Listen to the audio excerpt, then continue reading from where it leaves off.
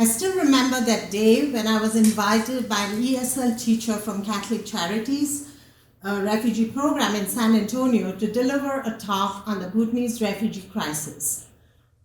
This was the first batch of Bhutanese refugees resettled in America that began to arrive in 2008 and were resettled in different parts of the United States, including San Antonio, Texas.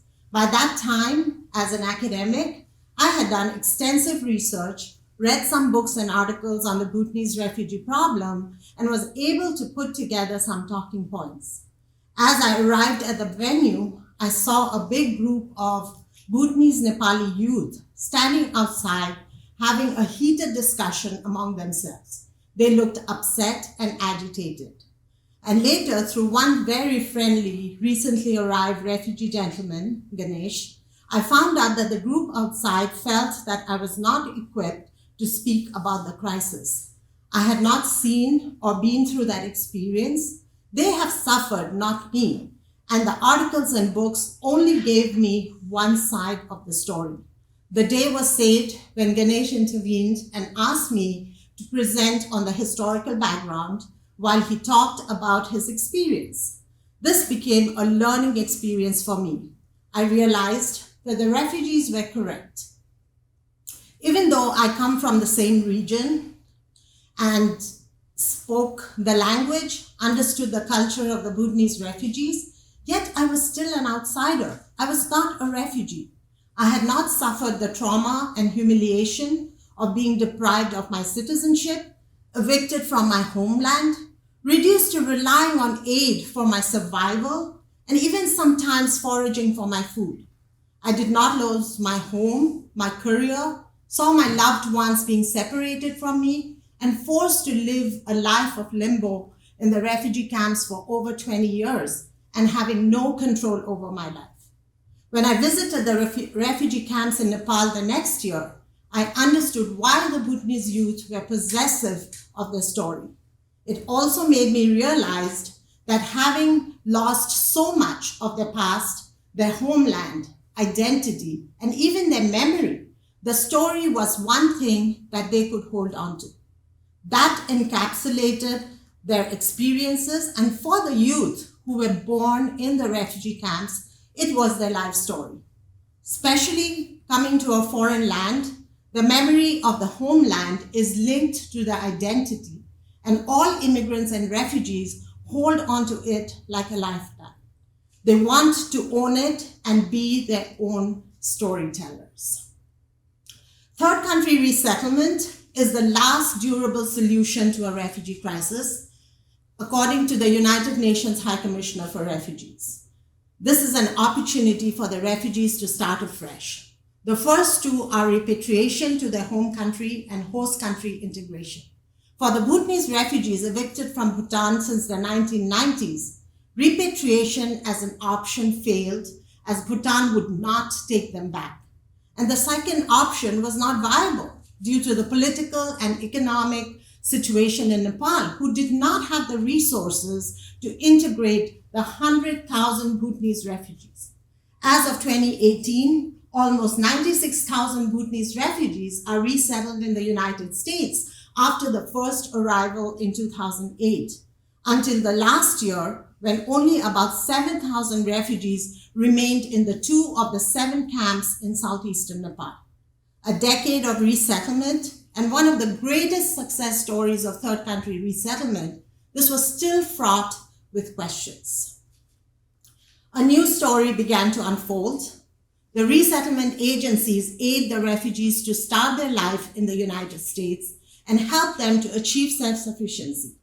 Yet the Bhutanese refugees face innumerable complexities like the language barrier, unemployment, inability to find jobs commensurate to their education qualifications, and problems of adjustment faced by the elderly, including the high rate of suicide among them at one point, which stood in the way of an easy resettlement.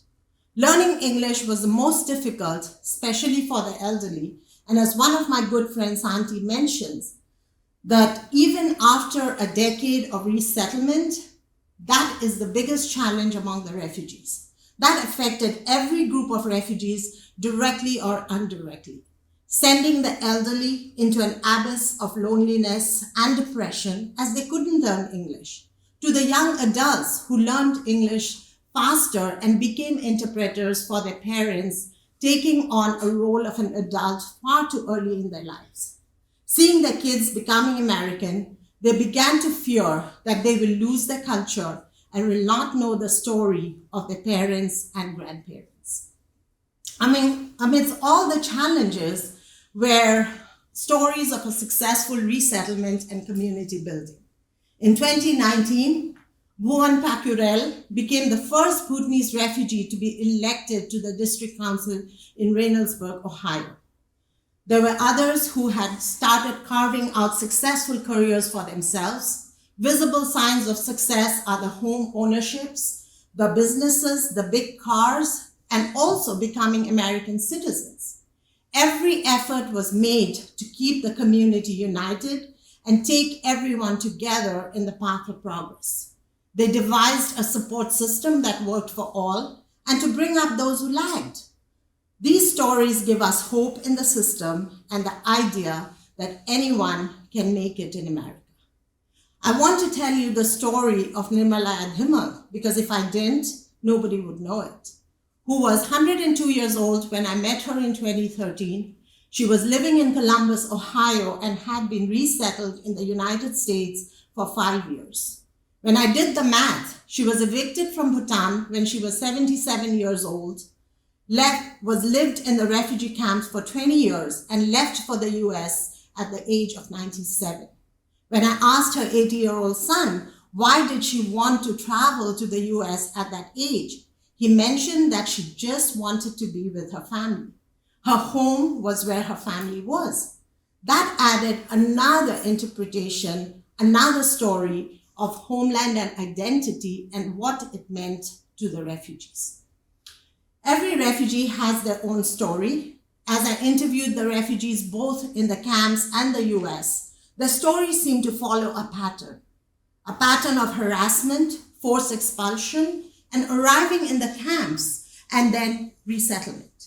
It almost felt like they were living the same experience and all their lives merged into one big story of suffering, pain, and anguish, as if they did not know anything else. Yet within the same story, I was able to glean stories that had not been said before or people would not hear them. While at the camps, I met Sonam, my young guide who spoke a smattering of English so confidently that he ended up being an English teacher. He told me that he could not resettle because his father would not resettle and was waiting for repatriation to Bhutan. He did not want to go, and so his children, who could have had a chance at a better life in the United States, Canada, or Australia, remained behind in the camps. Sonam made peace with his future. I also met Rita, who was 25 years old then, who could not resettle because she found love when she was 15 years old and married a Nepali boy and lost her refugee status. Her family disowned her. And while her family moved to America when resettlement happened, she became ineligible for resettlement. Her husband lost his job, and so she returned back to the camps through the good, offices of the camp officials, found housing there, and was living there without any status or aid. There were those who remained behind by choice. I met Mr. Bhandari's family when I visited Columbus, Ohio. Mr. Bhandari, who lived in hut number 8 in Veldangi refugee camp, refused to resettle. When his children found out that I was visiting the refugee camps, they asked me to go and check in on their father. His children and even his wife had opted for resettlement, but he preferred to stay behind in the camps. When I met him, he seemed very happy. He told me that he wanted to die in his own land. He was content with his religious life, with the bigger housing that he got, and being with his friends and neighbors. These stories revealed a different side of resettlement. It showed how many people fell through the cracks. Several years down the line, what will happen to Rita and her children or Sonam? Will Mr. Bhandari's children be able to forget their father? While we get taken with our less than 1% refugees resettled in America, let's not forget about the 86 million displaced people languishing in the refugee camps in the developing countries. Like the stories I just narrated, there are millions, about 20 million or more, still waiting in the refugee camps and host countries like Pakistan, Turkey, or Bangladesh, waiting for their stories to be told. The 7,000 in the Bhutanese refugee camps in Nepal are just a small number. But the issue is that they will wait and remain in that condition for years without a solution. These refugees are stateless, non-citizens, and will remain displaced in their temporary homes forever or until some policy changes. As Kofi Annan, UN Secretary General, wrote this, most refugees are ordinary people living extraordinary lives, driven from their homes by fear, conflict, and persecution.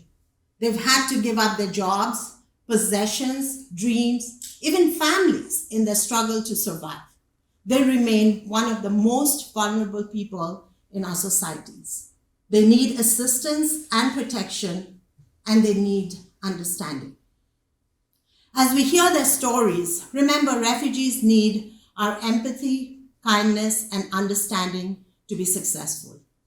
Victims of forced displacement have been held guilty of social, economic, and cultural intrusion in countries that are not their own.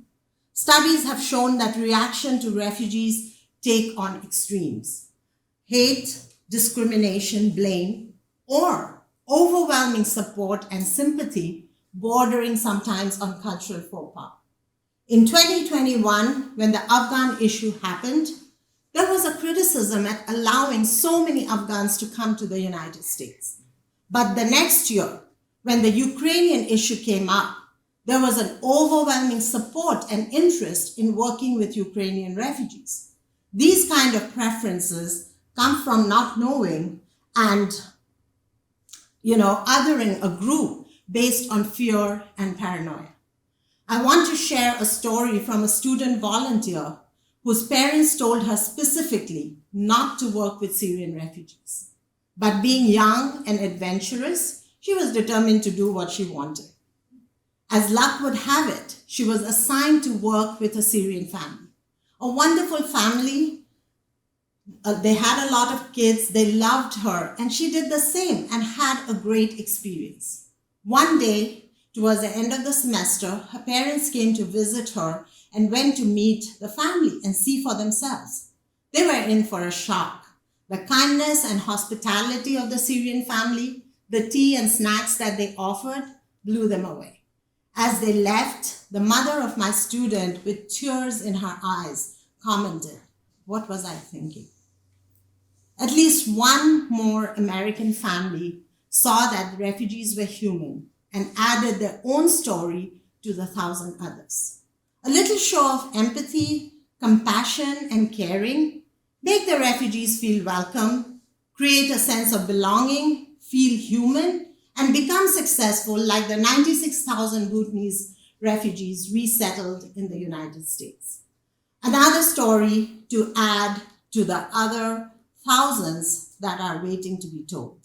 Thank you.